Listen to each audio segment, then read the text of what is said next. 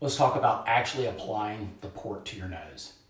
Applying the port to your nose, as we had discussed earlier, requires you to cover up your nostril with the end of the port so that you can actually see the darkness of your nostril, and you want the tape to come out at an angle over to the side of your face such that the port is coming straight down from your nostril, or as straight as it possibly can. So, as we had talked about earlier, for me to have the port coming straight down, the tail of the tape needs to point out to the 10 o'clock area on my face. So always think of your face as a clock dial and think of the tape as a hand. So you're gonna have opposite hands on each side of the face. So I'm gonna put the port on. Again, I know that for the port to come straight down, the tape has to come to 10 o'clock on my left side of the face. So I put this here, tail is going off to the ear. I cover up my nostril.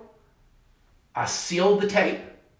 It's pressure sensitive, hypoallergenic surgical tape. So in order to get a good seal, you actually have to press it against the skin. And then I'm going to move my nose over and I'm going to sweep up into the cheek area, and then I'm going to push back down one more time. And this is sealed really good. Then I'm going to take the second port and I'm going to peel it off. And again, this time the tail of the tape is going to go to 2 o'clock, or the midpoint on my right ear. So I know this is to the center of my ear. Now what I'm going to do is I'm additionally going to tip my head back to make sure that the ports are aligned together. These are level, and then I'm going to push in the middle in the septum area, and I'm going to move my nose over and then sweep again into the cheek, and then go all the way around. And then what you'll see here is the ports are perfectly parallel and perpendicular into the top lip. This is critical. So you put your first port on, reference points around your face, think of a clock.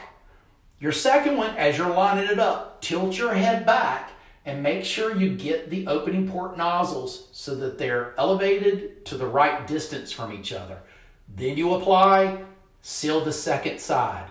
If you do that, those couple of steps, you'll be able to get DreamPorts on every night and not have them askew or cattywop. That's really, really important, because the next step of connecting these on is crucial to having these be in this direction.